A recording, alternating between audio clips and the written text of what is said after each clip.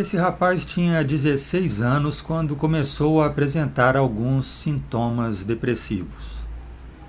No vídeo anterior a esse, eu apresentei uma extensa lista desses sintomas, que são bem variados e vão além da comum tristeza e vontade de chorar. Voltando ao caso do rapaz, nessa época, foi quando ele começou a ter dúvidas em relação à sua orientação sexual. E isso, além de deixá-lo confuso, que é uma reação quase que unânime entre os jovens que passam por isso, também o deixava muito preocupado e até com um certo sentimento de culpa. Isso porque ele tinha tido uma criação religiosa bastante rígida. E toda a sua família também era religiosa, todo o seu entorno. Então veja que esse é um caso de uma situação que envolve um dilema pessoal, uma descoberta pessoal.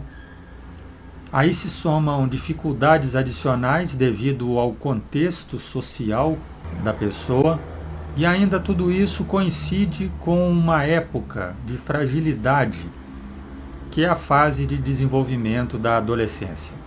Então esse rapaz começou a ter reiteradas crises de ansiedade, que é frequentemente por onde começa a depressão. Começou a ter episódios isolados de nervosismo fora do comum, de alterações das sensações, assim, de monitoramento do corpo, né? As sensações que a gente tem sobre o nosso próprio corpo, sobre a nossa existência até. Ele começou a se sentir estranho, se sentir mal, sem saber exatamente por quê. E isso foi se tornando mais frequente, até se instalar então o que se poderia identificar mesmo como um quadro depressivo. A depressão é uma doença complexa e multissistêmica, ou seja, ela atinge muitos órgãos, muitos sistemas do corpo, sistemas físicos mesmo, biológicos, né? E o que podemos chamar de sistemas mentais, que também é biológico, tem a ver com o cérebro. São comuns sentimentos de desprazer, desconforto prolongado. Importante isso, né? Porque desconforto nós experimentamos em diversas situações. Mas um desconforto prolongado que passa de uma situação para outra, de uma fase do dia para outra. Muita preocupação constante também, pessimismo, formas negativas de encarar as coisas, ansiedade, medo e até descambando para baixo autoestima.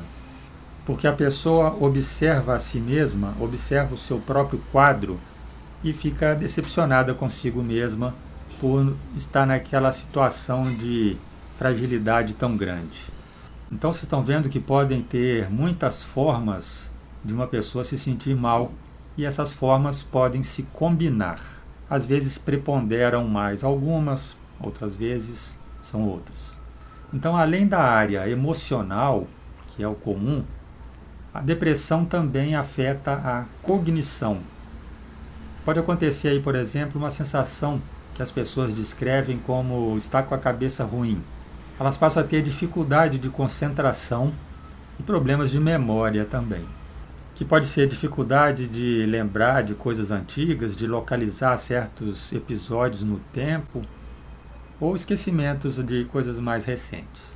Elas sentem uma lentidão mental. Sua cabeça parece que ficou pesada.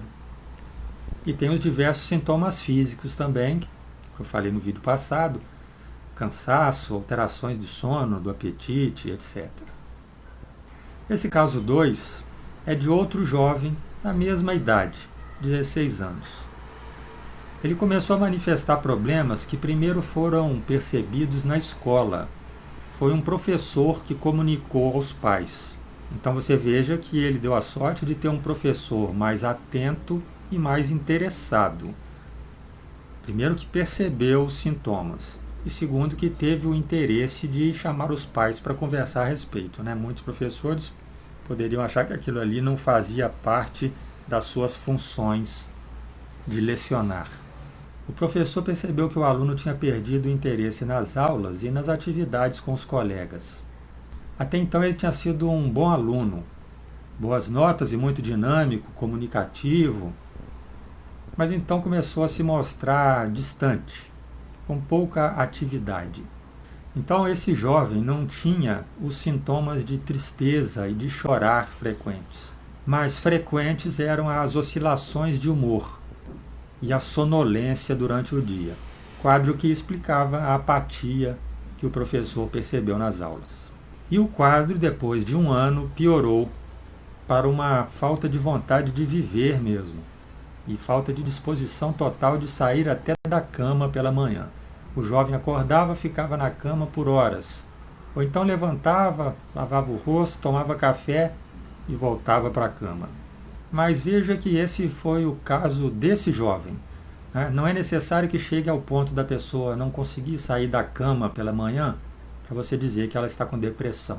Inclusive a pessoa pode até estar conseguindo sair de casa, aparentemente normal, realizar suas tarefas, trabalhar, ter as atividades ali do dia a dia, e aí até aparenta que está com alguma dificuldade, mas que a dificuldade está dentro do normal. Isso no ponto de vista de quem observa de forma um pouco desatenta. Mas já existe ali, percebido principalmente pela própria pessoa, um prejuízo grande, uma dificuldade que não é normal da vida dela, que não era assim antes, e um sofrimento emocional grande. Com tudo isso, ela continua conseguindo fazer as coisas, mas já está com depressão. Então, nesse segundo caso, apesar desse jovem não ter a característica central da tristeza, ele estava experimentando a dificuldade de sentir prazer naquilo que antes ele gostava tanto, que era estudar e estar junto e ter atividades com os colegas de escola. Espero que esses dois casos tenham sido aí elucidativo e ajude as pessoas a reconhecerem a depressão naqueles que estão próximos. Se você gostou, se inscreva no canal e acompanhe novos vídeos sobre saúde mental. Até a próxima.